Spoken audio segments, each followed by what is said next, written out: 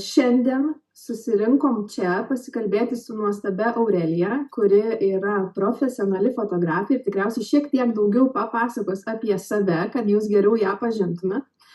Tai ačiū tau, Aurelija, visų pirma, kad sutikai įsivelti į šį projektą, kad sutikai šiek tiek duoti žinių ir šiek tiek labiau praplėsti mūsų akiratį, mūsų darbe, būtent fotografijos aspekte, nes tai yra mūsų kasdienė duona vis dėlto ir mes renkamės klientus per šitą dalyką, nes per fotografiją perteikiam savo darbus, savo grožius, savo kūrybą, savo meistriškumą ir taip traukiam klientus, o merginos vis dar skundžiasi, kad klientų ratas ne visada didėja, tai galbūt reikia keisti požiūrį į fotografiją, kad pritrauktumėm tuos klientus.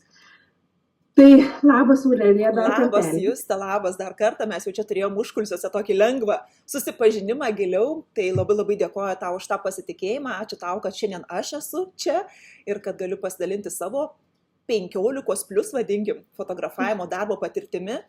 Ir aišku, aš pasipasakosiu šiandien ne tik apie save, nes, apie mane tai ten ką, žinai, porą sakinukų ir viskas, bet papasakosiu apie tas privilegijas, kaip mes kiekviena, turėdama tokį mažą aparatą, galime tapti profesionalė savo srity. Bet aišku, pasikalbėsim, jaučiu mes, aš neplanuoju, bet taip jaučiu, kad pasikalbėsime ir apie tai, kaip dar kitaip save reprezentuoti, ne tik tai, kad tavo profilis būtų nagai, nes bet kokiu atveju žmogus ateina, taip, ieškoti nagų meistrės, bet ateina ieškoti žmogaus, ateina ieškoti akių, ateina ieškoti savo. Ir jau šiurpai keliauja, kad tai nėra tik apie fotografiją, kad natūralu, kad tai yra ir psichologija, ir mūdvi kalbėjom, kad specialistas nagų tikrai turi būti ir psichologas, ir daugybė kitų dalykų, pareigybių atstovas, ar ne? Tai labai dėkoju tau, kad šiandien turiu džiaugsmo su tavo merginoms dalintis tuo, ko aš pati gyva. Labai džiaugiuosi iš tikrųjų šitas. Man buvo labai didelis nekomfortas pakviesti. Tai nėra paprasta, ne? Aš įsivaizduoju, kad kviesti žmonės pokalbiui, galbūt kai tu nesi kažkoks pokalbio ekspertas, podcastų darytojas, į savo tokį mini pokalbėlį apie profesinius dalykus, kuriuose aš tikrai nesu profesionalė. Aš galiu diskutuoti su kitais meistrais apie techninius dalykus ir labai daug ką pasakyti, bet čia taip jau truputį reikia susiturėti. Sveikinu tave, Juste, už drąsą tada. Ir bet Aurelija mane ne vieną kartą dabar jau per tokį net trumpą laiko tarpą įkvėpė daryti dalykus, kurių galbūt nebūčiau išdrįsus dar daryti daug metų. Ar tu gali papasakoti tą stebuklingą ryškią istoriją? Tikrai labai galiu. Dalyvavau pas Aureliją būtent fotografijos telefonų kurse. Ir ten buvo pirmoji paskaita, kurioje mes susipažinom ir Aurelija mums uždavė namų darbą padaryti kažką, ko nesam niekada dariusis, kad tai būtų mūsų pirmasis kartas. Ir aš turėjau tokią, ir man tada atėjo tokia mintis, kad aš kiekvieną dieną važiuodama į darbą matau tokią močiutę, kuri yra absoliučiai išraiškinga, visada spalvinga, visuomet pasitempusi savo balta žila galva, eina su šuniuku pasivaikščioti ir realiai kiekvieną dieną aš 2 metus ją stebiu ir vis mintyse sau turiu tokią užduotį, kuri dar buvo neįvykdyta 2 metus, kad aš sustosiu, kada nors ir ją pakalbinsiu, pašnekinsiu, pagirsiu ją, nes ji nuostabiai atrodo kiekvieną dieną ir vis įvairiai ir skirtingai, negali būti nepastebėtas toks žmogus. Ir kai man Aurelija uždavė šitą užduotį, aš supratau, kad arba dabar, arba niekada ir važiavau į darbą ir galvoju, jeigu aš dabar pamatysiu šitą močiutę, aš tikriausiai galimai sukelsiu avariją. Bet aš tikrai sustosiu ir nueisiu prie tos močiutės. Ir žinok, tikrai tas visas procesas, manifestacija ta visa įvyko ir aš tikrai matau tą močiutę ir net matau palankų posūkį, kur galiu įsukti, nors man ten visai nepakeliui. Ir aš sustojau, įsijungiau avarinę, močiutė ten per tą perėją dar pasižvalgė, kas čia vyksta.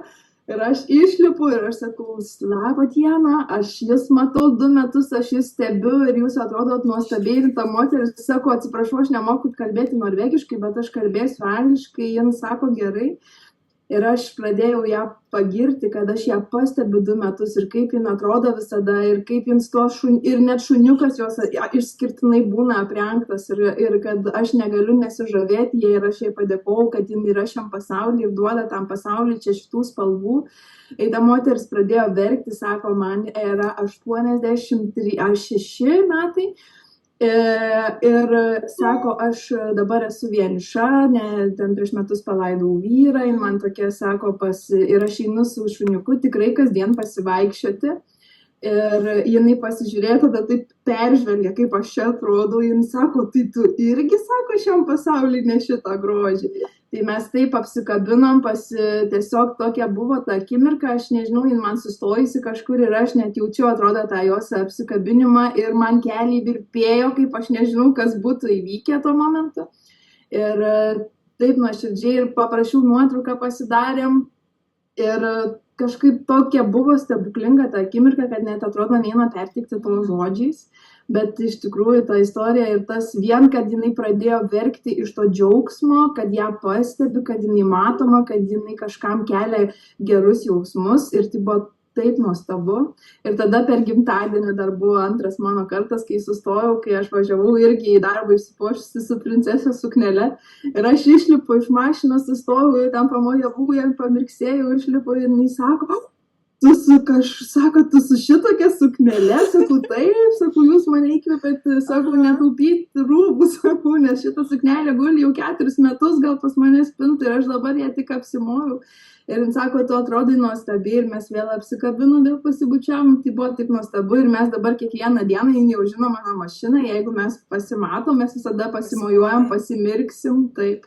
Tai iš tikrųjų buvo nuostabi istorija, kuri palėtė, man atrodo, daug mūsų kursiokių, kurios buvo tuo metu mūsų mokymuose ir Aurelija taip pat vis mane prisimena. Aš žinok, man net dabar gumulys gerklė ir aš taip tavim didžiuojas ir tu padarai labai drąsų žygdarbį, bet turbūt kai padarai, tai buvo toks jausmas, kad blemba, net nebuvo taip sudėtinga, kaip aš galvojau ir kaip kūriau kažkokias istorijas, ar ne?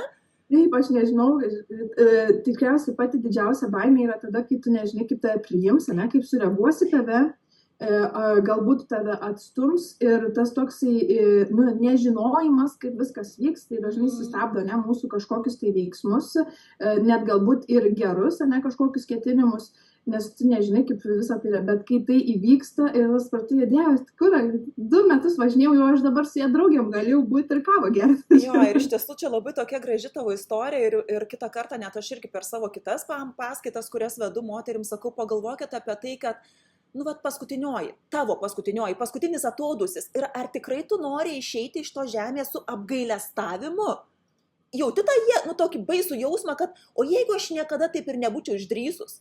O jeigu jinai būtų iškeliavusi į dangų ir aš jos kitą dieną būčiau nebepamačius. Įsivaizduoji, kaip tau, man vėl širpai, pareina visur per kūną. Kiek iš tiesų nedaug tai reikia kitą kartą, tiesiog kažkas galbūt įkvėpė, davai, padarom, tau pavyks. O kita vertus, net jeigu tu padarei žygdarbį ir tas žmogus, žinai, šaltas, buvo abejingas ir taip toliau, kas tikrai retą kartą turbūt tai būtų, bet tu bent jau gali sakyti, aš pabandžiau. Tai yra pamoka. Ką aš kitą kartą galėčiau padaryti kitaip, jeigu man būtų panaši situacija? Tai labai tavim didžiuojasi. Mano tikroji močiutė man iš tikrųjų sakydavo, reikia gailėtis to, ko nepadarėjai, negu tai, ką padarėjai. Net ir jei nepavyko kažkoks tavo žingsnis, bet tu pabandėjai, tu padaryti viską, ką galėjai. Tai tikrai taip. Aš dabar noriu tokį klausimą tau užduoti. Kaip tu iš vis pati atsidūrei toj fotografijoje? Kaip čia dabar tas tavo kelias prasidėjo? Žinai, Juste, vėlgi tu pasakoji, kaip aš patikėjau tavimi, kad tu gali, tai kažkas tuo metu prieš 15 su virš metų patikėjo manimi, kad aš galiu fotografuoti, nors aš dar net neturėjau normalaus fotoaparato ir net nebuvau niekada dariusi jokių fotosesijų, nieko, tiesiog su kažkokiu tai muilinukė, su kažkokiu paprastu fotoaparatu aš tai dariau, taip kaip išmaniau. Ir viena šeima, net ne šeima, tuo metu pora, sako, gal galėtum pafotkint mūsų vestuves? Prašau.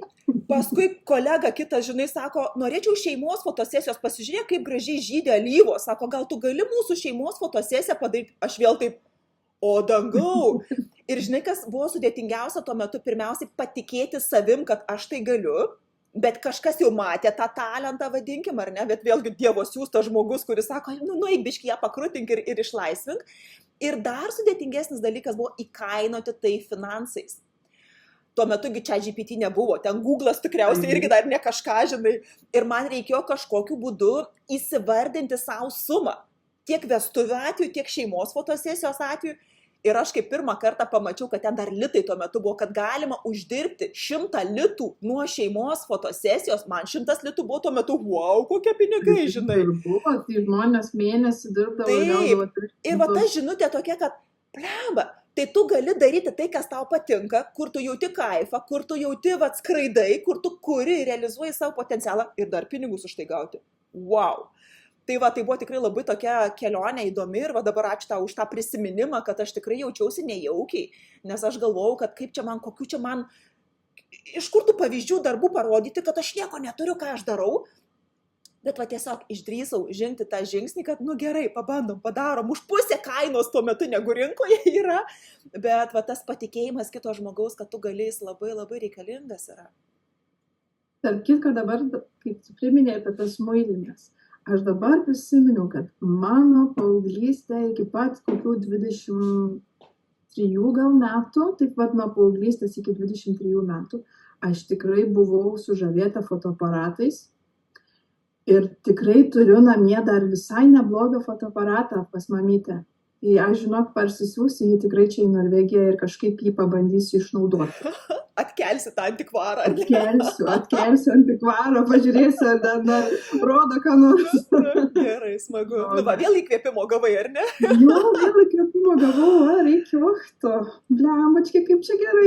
Jau gerai, dar nieko nepasišnekėjau, bet jau gerai.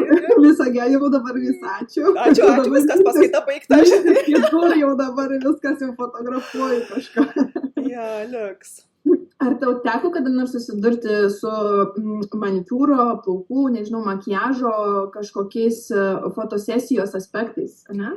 Aš iš tiesų, kai kalbėjom apie tai, kokius čia mes klausimus bildensim, tai girdėdama šitą klausimą pagalvojau tai, kad realiai, tarkim, kad ateiti ir nufotografuoti paruoštą makiažą arba tenai nagus padarytus ar ten plaukus sušukuotus tokio kaip po realaus projekto nėra buvę, bet šiaip jau, kai ateina moteris pas mane į fotosesiją, kai yra jaunosios nuotakos, juk aš viską tą patį darau. Ir žiedukas, ar ne, ir matosi manikiūras, ir tu turi tą ranką pateikti gražiai, ir natūralu, kad ir plaukai, ir iš vienos pusės, ir iš kitos, ir taip ir anaip, ar ne, ir tas pats makiažas, tiesiog, kad ta moteris prisimintų, kaip jinai atrodė šventės dieną, o kita vertus, kai ateina į fotostudiją, pas mane tos moteris, kurios darosi terapinės fotosesijas, dalykinės fotosesijas, šeimos, gal šeimos mažiau, bet kada yra vienas žmogus, kada yra moteris, normalu, kad tu net nesąmoningai atkreipi dėmesį, o kaip tai pateikti, kad nebūtų atžagaru, vulgaru, kažkaip negražiai ir taip toliau, nes tai yra iš principo tai visa esybė, tai yra visas tas išorinis portretas, paveikslas, kur kiekviena detalė kalba.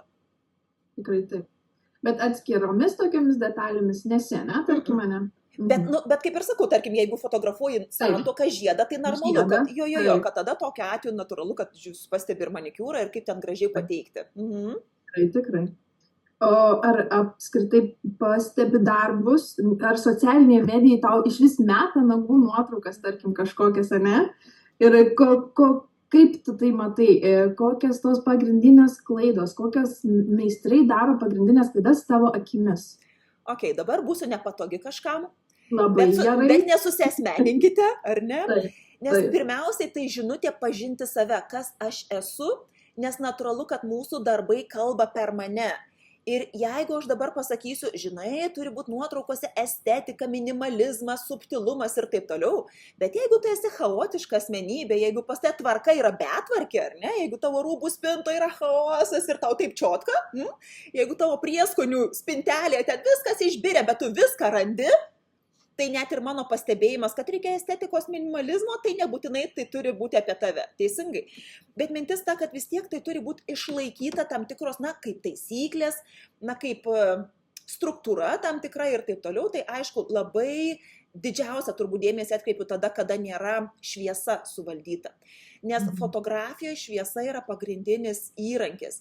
Ir aišku, aš suprantu, kad mergaitės kitą kartą dirba tikrai nelabai jau ten geromis sąlygomis kabinetų prasme, bet kokiu atveju, jeigu jūs kaip specialistės turit galimybę fotografuoti arčiau lango, tai šviesa visą laiką bus pati gražiausia. Bet jeigu spigina saulė, nežinau, tavo Norvegijoje publika ar kur, ar Norvegijoje saulės būna ar nebūna? Ne, daugiau lietuvaičių. Okay. Tai jeigu spigina saulė, tai irgi yra netinkama, nes tada būna labai ryškus ir aštrus šešėliai, kur manikiūrui tikrai negerai. Bet kokiu atveju tikrai linkėčiau surasti savo kabinete tokią vietą, net ir su savo ranka, ar ne, su savo manikiūru, vat, aha, čia gražiai, aha, čia nelabai, čia jau šešėlis, čia jau tamsu ir kuo toliau nuo lango, tuo tamsiau.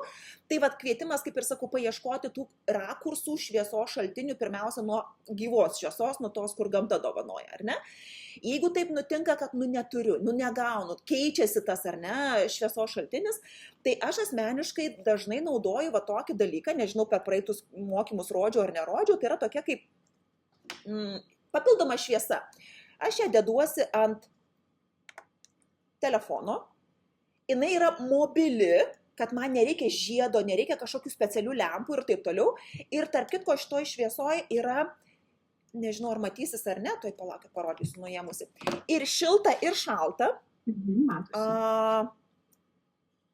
Sudėtinga parodyti, bet tokie sudėtinga.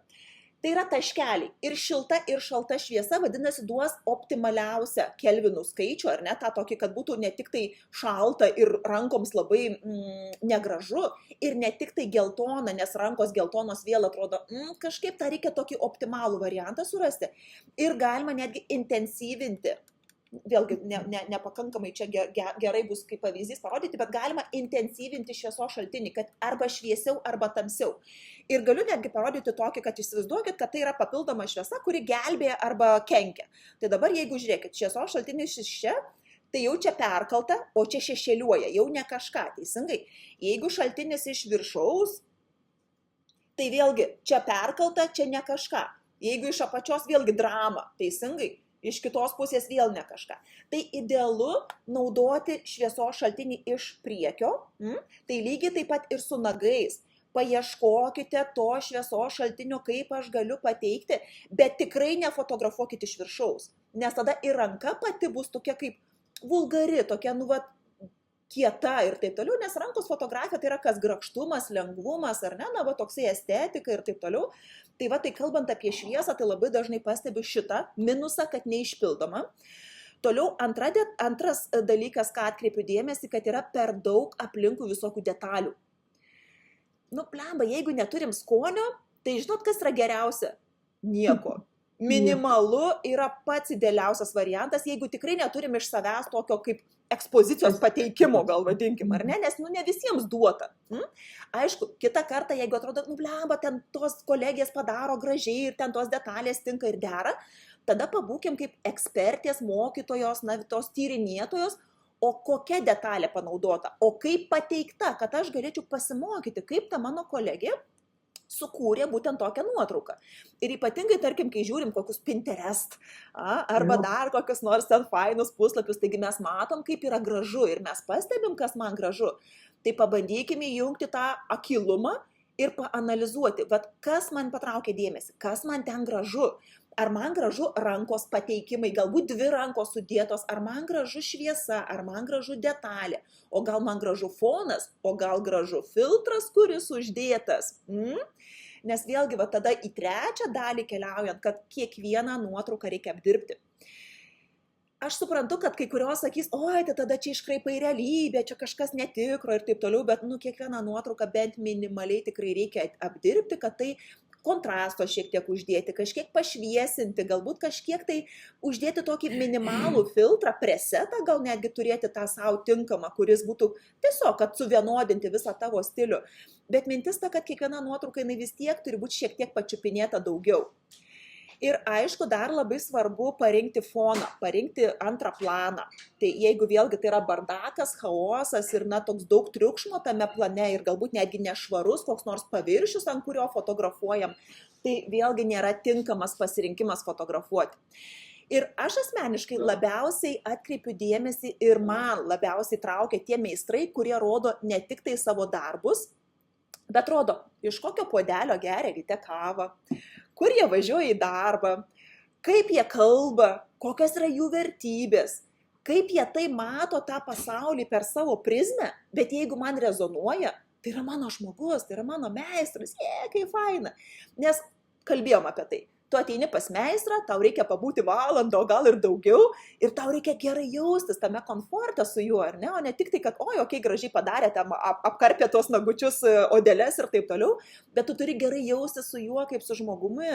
Tai va, tai kviečiu labai irgi tas moteris, kurios yra šitam versle, neužmiršti, kad žmonės kiti perka ne nagus, kuriuos tu padarai. Atleiskit už tiesmukiškumą, bet perka tai, kas tu esi. Ar tu esi mano? Ar man su tavim jauku, ar man su tavim gera? Tikrai taip, asmeninis brandas, ne? Taip. Mes kiekvienas esam savo asmeninis brandas ir kiekvienas brandas turi kažką už to logotipo nuotraukos, ne? Ir žmonėms yra visada įdomu žinoti, kas tą brandą valdo, ne? Koks tas žmogus, kokios jų vertybės, kaip tu sakai, ne? Galbūt man visiškai netinka, nežinau, gal balso tonas erzintų, jeigu sėdėtų ir dar mane kalbintų kažkas, ne? Taip yra. Aš tikrai net ir mokymus, pavyzdžiui, aš esu toksai žmogus, kuris perka nepasigilinęs. Ir, pavyzdžiui, aš pamatau rezultatą mokymų, tarkim. Mokymų rezultatą, kuris mane labai sužavėjo ir man įdomu, kaip ten viskas vyksta, bet aš nepasižiūrėjau, kas buvo tas lektorius, ne? Ir nusipirkau mokymus ir negaliu klausyti. Absoliučiai. Galiu išjungti garsą ir žiūrėti vaizdą, bet klausyti negaliu. Ir tai taip žiauriai erzina, nes tada suprantu, kad negirdžiu daug detalių. Nes blokuoja, kažkas blokuoja informaciją, nes ne tavo balsų kalba. Suprantu, kad aš be tų detalių nepadarysiu to rezultato, kuris mane sužavėjo. Tai vat labai labai svarbu, ne, yra, kad pozicionuoti irgi šiek tiek save, rodyti tai, kas tau aktualu, ką tu myli, kuo tu gyveni, kad ir tie nagai gali būti irgi pateikti kaip tavo gyvenimo meilė, kasdienybė, kad tu kasdien apie tai galvoji, tai irgi traukia žmonės, ypatingai tuos, kurie nori dar kažkokių geresnių rezultatų, išskirtinų galbūt, nes tikrai yra tokių moterų, kur ateina ir sako, dabar jau kaip šiandien šausiu, tai norėsiu ir Mickey Mouse ir dar kažko, žinai. Tai jeigu tavęs ieško toks žmogus, tai jis tave ir ras, bet tik tuo atveju, jeigu parodysi apie tai, kad tu gali kažką, ne? Ir čia jūs tai iš karto tu kalbi ir man toks dar vienas, kad būkim kiekviena pavyzdžiu.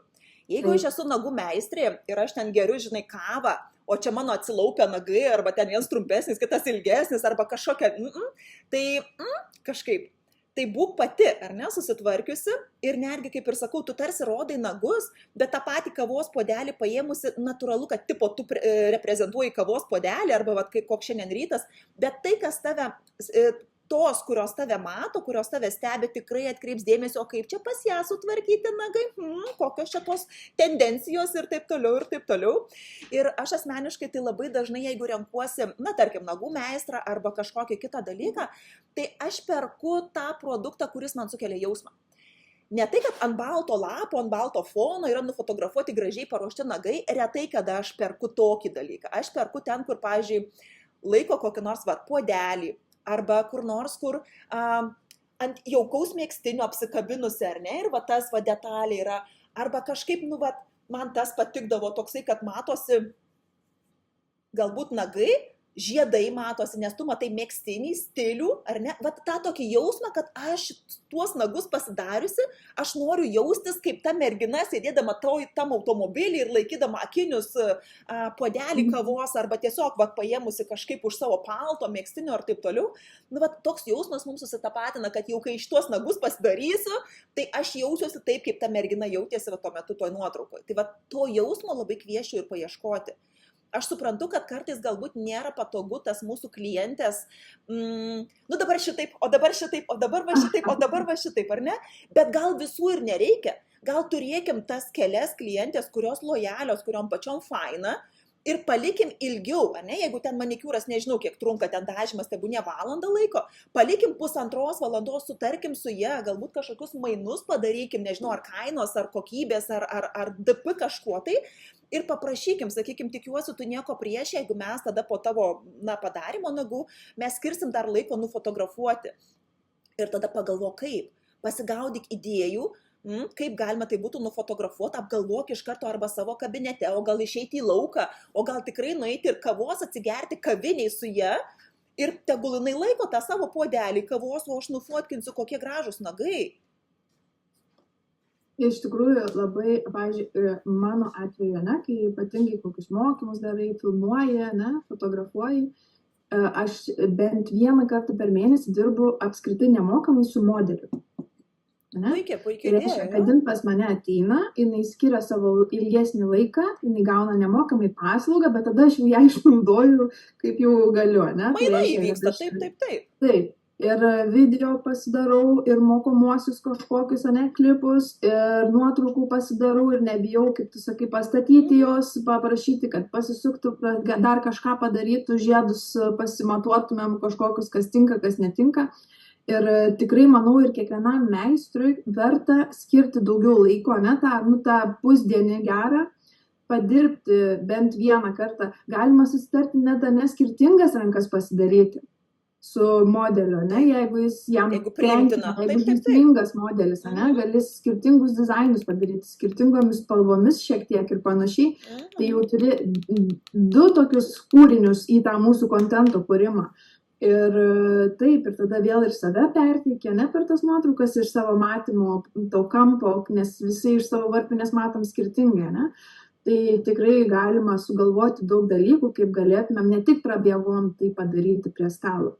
Apskritai dabar kalbant, tarkim, apie tas funkcijas, čia kažkada realaus kurso metu irgi kalbėjom apie nagų, su nagų meistrą, sako, aš jau nebeturiu kūrybiškumo. Taip nagai, okei, taip nagai, taip nagai, taip nagai, taip, nu, ta prasme, kad mano, sako, profilis yra apskritai vien tik tai nagai. Ir aš su ja pasidalinau tokią funkciją slow-mo, žinai, tu turbūt, ne, jūs, taigi buvai pas mane kurse, tai mums nebūtinai rodyti visą laiką galutinį rezultatą, galbūt, pavyzdžiui, kokį nors ten fiksatorių arba kažkokį laką tepu, ir pasistatai kažkokį štatyvą, tarp kitko aš turiu tokį fainą įrankį, nediduką, kompaktišką, kuris ir kelionėse, ir kur tik tai nori, jisai išsitraukia, jisai turi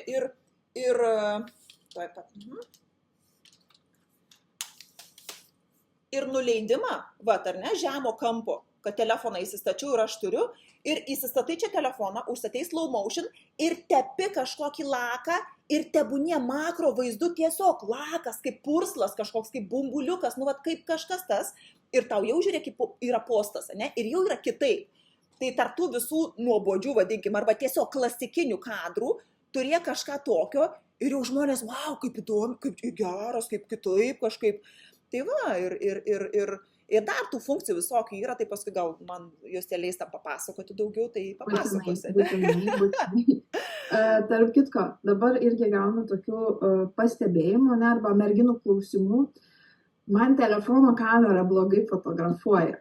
Ne? Ar kaip tos meistrus priversti patikėti, kad telefonu galima fotografuoti net ir ne pačiu naujausiu kažkokio, ne? Bet galima fotografuoti pakankamai profesionaliai atrodančias nuotraukas. Pirmas dalykas, visos dabar kurios esat, kviečiu jūs į iššūkį. Pas mane iššūkių būna, žinai, jūs ten, ne? Einam dabar visos į settings, tai yra nustatymai, ir ieškom kamerą ir keliaujam į patį didžiausią galimą nustatymą. Tai yra 4K per 60. Ką tai reiškia? Kad mes turėsim pačią geriausią kokybę, ką galima nuo telefonos.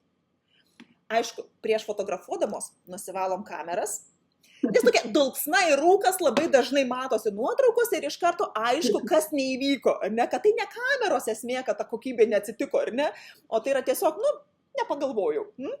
Tai tai tas 4K per 60 tai yra pats galingiausias matmuo, kad tavo nuotraukos atrodytų kokybiškiausios.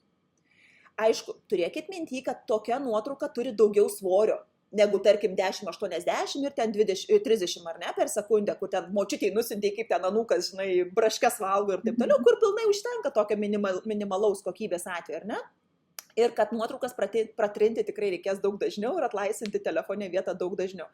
Bet tai yra pirmas pastebėjimas. Aišku, yra dar tų funkcijų, kuriomis mes galim pažaisti, kad naudok tą, o ne aną, ar ne, ir aš per kursus irgi visas funkcijas iš principo apžvelgiu, kaip galima tiesiog parinkus kitą funkciją išgauti visai kitą vaizdą, kur atrodo mums, geras, aš net nežinau, kad pas mane tokia yra, ne, nu, va, tai tiesiog pažaidus, patyrinėjus daugiau. Tai kiekviena gali būti profesionali fotografija savo veikloje, turėdama tą mažą aparačiuką.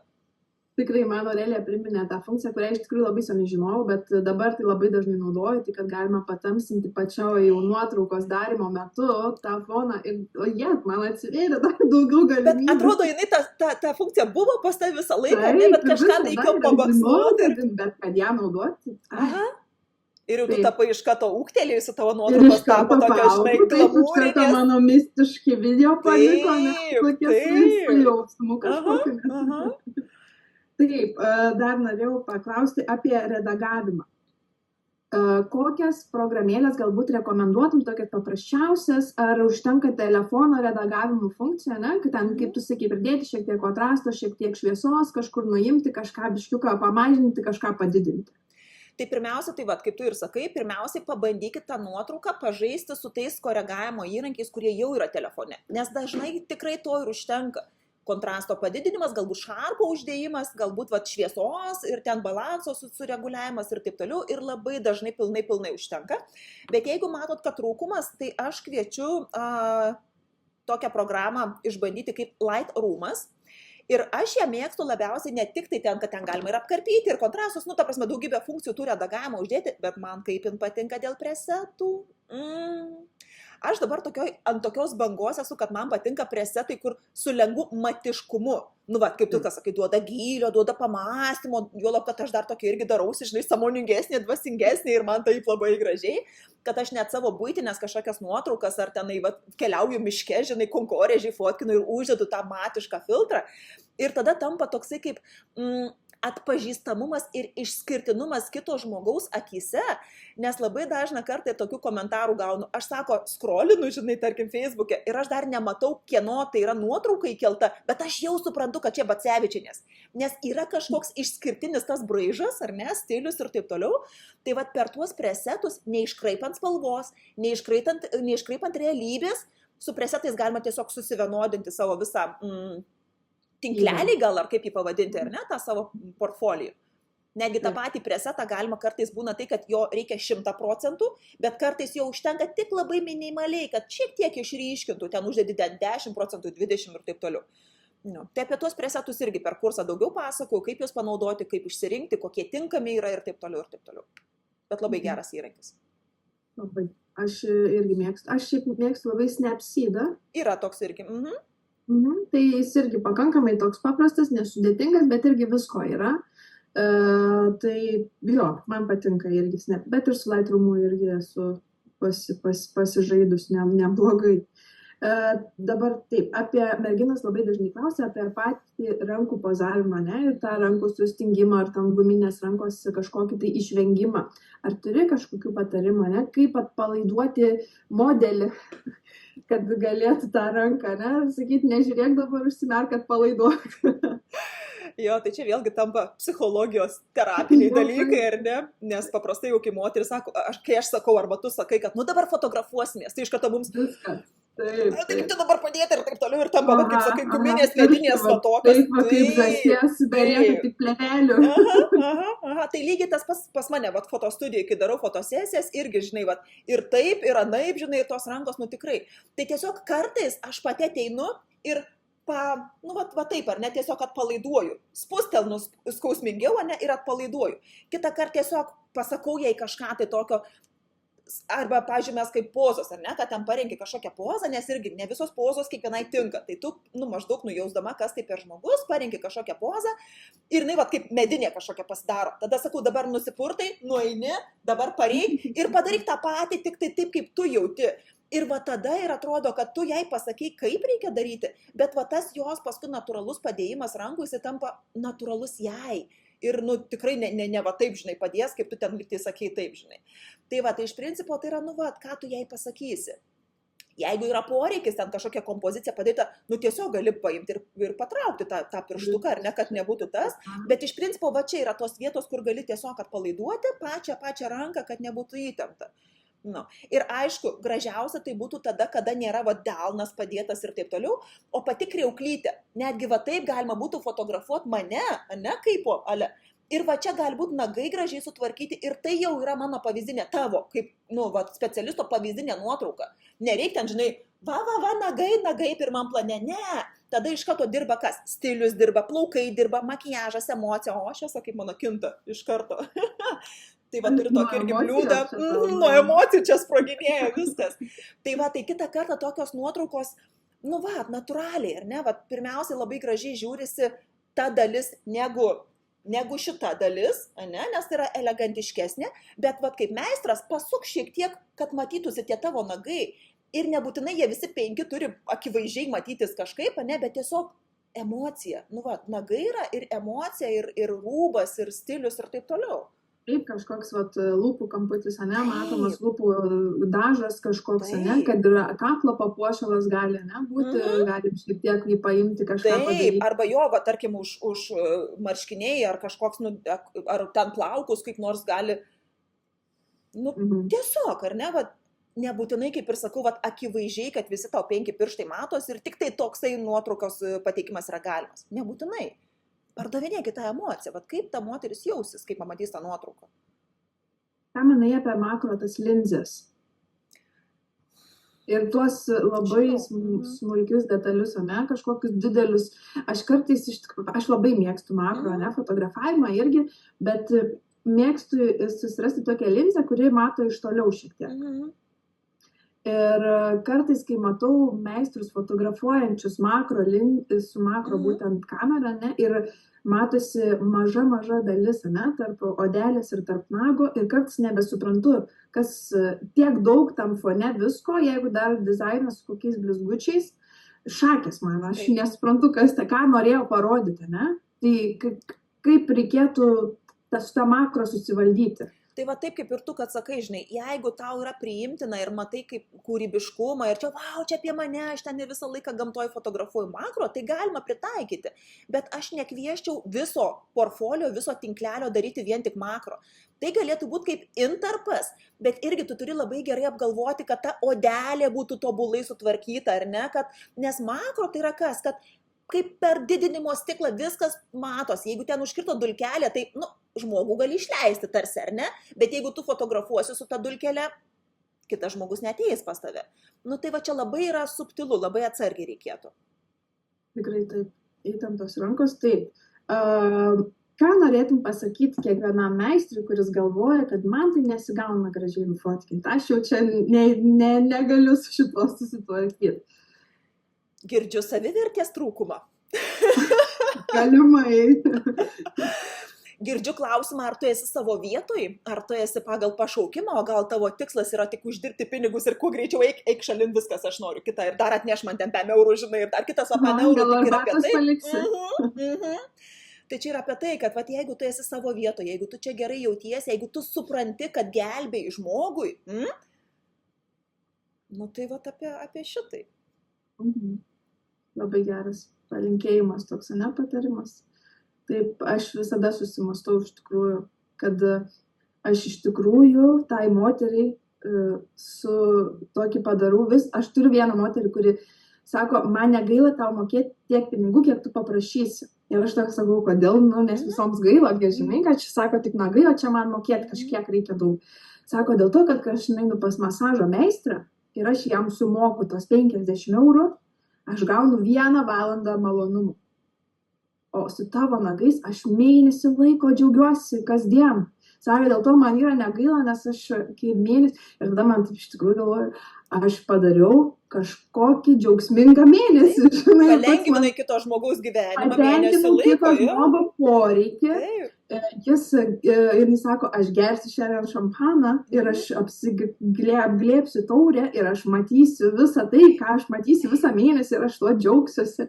Tai man visada kelia labai didelį tokį malonumą man pačiai kaip meistrė, nes aš suprantu, kad aš darau tikrai daug ne tik grožio, bet dar ir tokį malonumą suteikiu kitam, ne? Tai čia, žinai, dar jūs, jeigu lendant vėlgi tą biškį tokius kitus klodus ir gylį, tai bet kokiu atveju tu su juo kalbi, su tuo žmogum. Ir kitą kartą, ta terapija arba tavo pasakytas ten 1 sakinys ar 2, jam irgi gali būti didžiausia dovana ir pas jokį psichologą nuėję negaus, žinai, to, ką gauna pas tave. Ar bent jau džiaugsmo išsikalbėti, kai vyras manęs negirdi, draugės neturiu ir nieks manęs nesupranta, kodėl aš noriu tų pirmų kartų, žinai, ir taip toliau. Tai va, kaip tu į save pažiūrėsi, jeigu tu, žinai, ai, tai gerai, gal tai 20 eurų, taip toliau, va, iš tos, nu, tokios nepilnavertiškumo ir nepasitikėjimo būsenos aukos pozicijos, ar ne, tu sakys, nu, tai gerai, ten 2 eurų, nu, tai ir bus 2 eurų. Bet jeigu tu išsities, jeigu tu jausi savį, kad aš tikrai duodu naudos, aš esu atvira ir duodu tai, ką galiu geriausia tuo metu, ir va, bet be nagų dar duodu ir daugybę kitų dalykų, tai vėlgi tas 50 eurų ar ten bet kuri kita suma, tai yra adekvati už tavo paslaugą. Už tavo energiją, už tos mainus. Labai energija, tai čia vienareikšmiškai, ne? Yra tokių žmonių, kurie energetiškai tau netinka. Ir tu klientų irgi nepasirenki, ne? Ateina pirmą kartą klientas ir nežinai, ar bus gerai dabar, ar bus nelabai gerai. Net jeigu preciziškai sutvarkiai nagus, ar ne, tu vis tiek nežinai, ar jisai antrą kartą ateis ar ne. Nesupranti, ką žmogus kartais galvoja, iš tikrųjų. Net tarp kitko tokia, esu vieną kartą turėjus įvykį, kuris man dabar, iki dabar, aš jau nežinau, gal prieš 8 metus kokius. Aš labai esu kantri, aš gebu suprasti, ne, žmonės, gebu priimti tai, kaip jie man tai pateikia, kaip jie mano ir mato. Bet buvo toks variantas, kad man viena klientė paprašė nupiešti gėlytę su lapeliais kažką. Ir aš, žodžiu, net specialiai ten kažkokią žalią spalvą pasimaišiau kažką ir jin man sako, tas lapelis yra ne tokios žalios spalvos, kokią aš norėjau.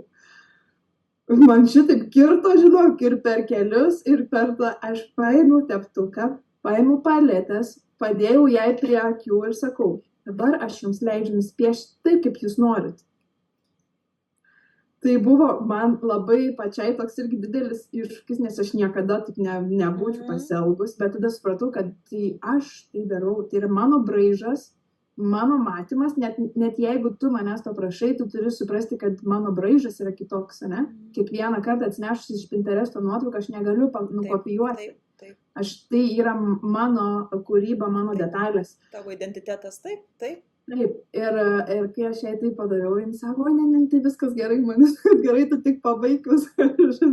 Bet jin atėjo dar ir 3 ir 4 kartą ir suprato, kad, nu, negalima šitaip daryti. Čia, žinai, Juste, vėlgi galbūt yra tam tikros tavo pačios ribų nusibrėžimai, ne? Kad aš išlaikau savo autentiškumą, kūrybiškumą ir neleidžiu kažkam iš šalies įtakoti, kaip aš turiu daryti. Jeigu nesusieina, nu tai skirstomės, o jeigu susieina, tai nusistatom ribas, kaip man gerai, kaip tau gerai ir draugaujam. Ja. Tikrai taip ir aš irgi, žinokit, visada turim turėti savivertę, ne, turim turėti ribas, negalim leisti savęs žeminti ar tikėtis, kad klientas geriau žino, ką daryti nei meistras, ypatingai tokiuose srityse, kur tu darai dalykus ant žmogaus. Taip.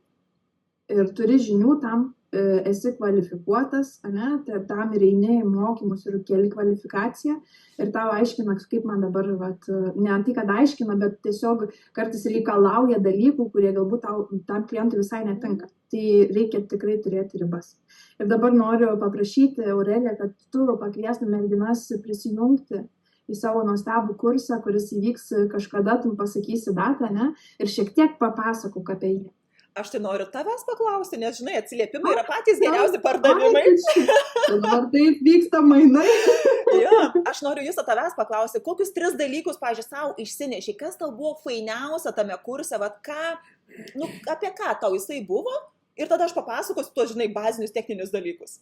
Taip, tai visų pirma, kai aš atėjau į kursą, realiai aš nežinau, ko tikėtis. Žinau, kad tai bus apie fotografiją telefonu, ne, ir tuo labiau aš tą kursą gavau dovanų iš nuostabios draugės, tai man buvo absoliučiai toksai nežinomybės net jausmas, ne, kas ten bus ir ko tikėtis, bet į tą kursą atėjus ir jau tą pirmą pamoką, aš supratau, kad čia fotografija ateina per kitus dalykus.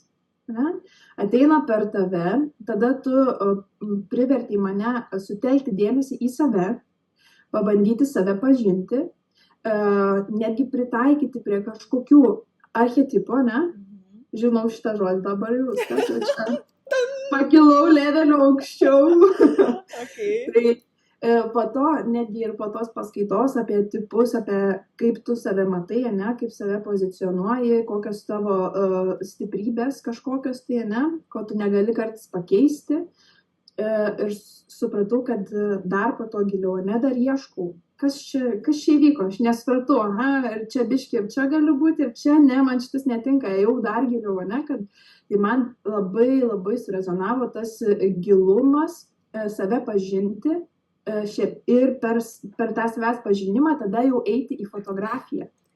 Į tai, kaip aš matau, koks tas mano stilius, pajautimas, kokie tie mano kampai, bet viskas eina per mane. Man šitas kurso viso metu mane labai labai labai stipriai sužavėjo.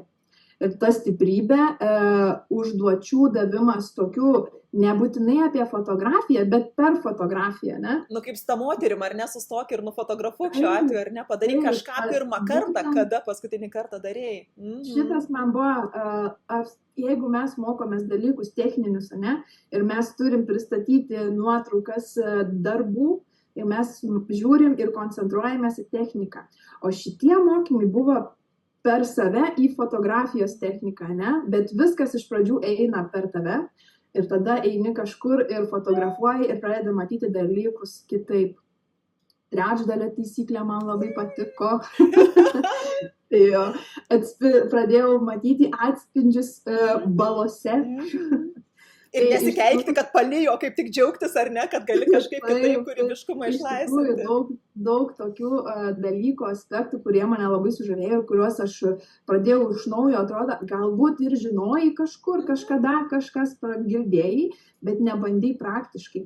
Ir tavo pamokos mane privertė pagalvoti apie tai, kaip aš galiu iš tikrųjų tai pabandyti praktiškai ir galbūt atrasti tai, kas man tinka, nes kas man tinka, nebūtinai Marytei tinka. Tai ir visos buvom iš tikrųjų labai skirtingos, ne? Vienos kuklesnės, ramesnės, kitos ryškesnės, vienos turi daugiau ką pasakyti, kitos per fotografiją daug ką pasakė, ne? Mokymų metu susitikusios mažai kalbėjom, ne? Bet per fotografiją jau tai jau postai daugybė, ne? Ir vis supranti, kad ir tos nuotraukos tobulėja, ir matymas kažkoks atsiranda, jau horizontas jau per galvą negali eiti kažkas. Geras, kiek tu daug išmokai, eina savo. Taip, tai labai labai fainai iš tikrųjų ir tikrai mergaitės, jeigu yra įdomu eiti į fotografiją per save, tai vienareikšmiškai absoliučiai 100% rekomendacija dar su viršum. Tai mano toks prisiminimas labai neišblėsęs, taip. Liuks.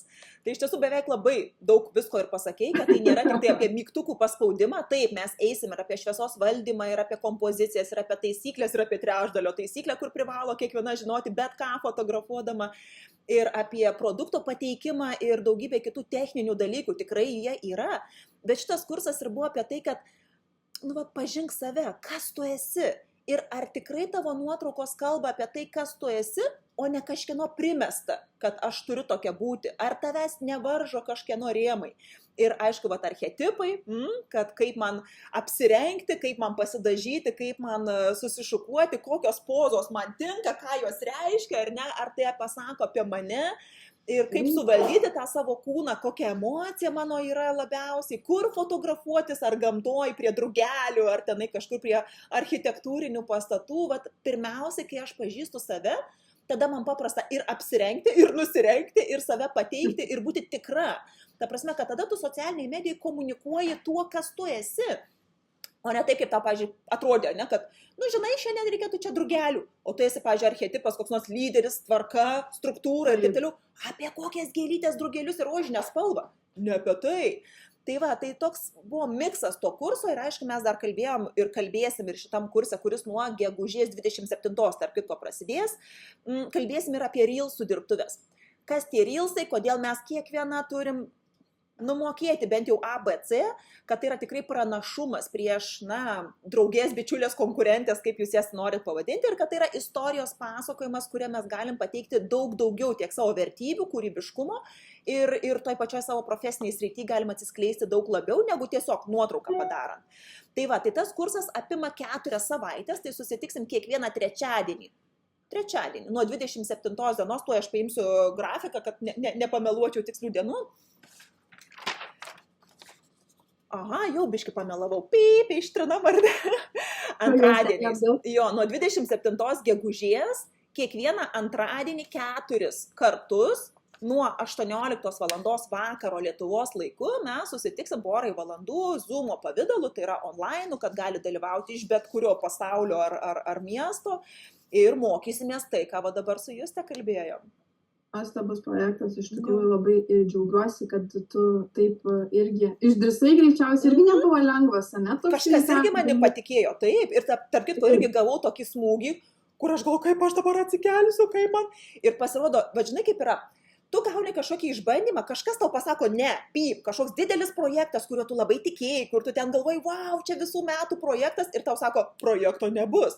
Ir tada tu turi 2 pasirinkimus. Arba, lendu į savo olą, ar ne, užsigaubiu pagalvę, kaldrą ir aš sakau, manęs gyvenimas nemyli, už ką man visą tai, a?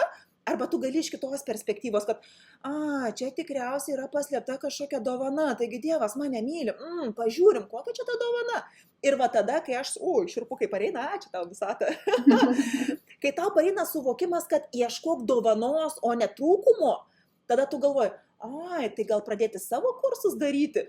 Ir man toks, ir dabar aš tai pasileidau, žinok, aš darau ir online, ir realiai miestuose tam tikruos, ir aš važinėjau, ir aš taip gerai jaučiuosi tame, kad galvoju, kur tai slypėjo, kodėl aš turėjau nukristi ir nepasiduoti, o tiesiog pakilti ir suprasti, kad, čia yra mano kelias. Tikrai aš irgi savo mergaitėms visoms ir mokymuose, ir grupėse kažkokiuose, sakau, kad kiekvienas mūsų sunkumas, susidurtas, su kuriuo mes susiduriam, yra ne mūsų kažkoks taškas ar pabaiga, yra visų pirma pamoka ir požiūrio keitimas. Tai reiškia, kad pasirinkam galbūt kitą posūkį, ir kryptį, bet nesustojam, nes tai niekas nepasikeis dabar nuo to, kad mes šitą uždarysim kažkokį tai puslapį ir viskas padėsim į lentyną. Galim toliau rašyti tą puslapį, tik tai galbūt su kitokiu požiūriu, Ir pagalvokim, ką mes išmokom iš tos dėkingumo pusės. Ir žinai, apie dėkingumą kalbant, tai aš labai noriu pakviesti tavo mergaitės, jeigu surezonavo tai, ką mes čia šnekam, sudalyvauti šitam gilesniam kurse.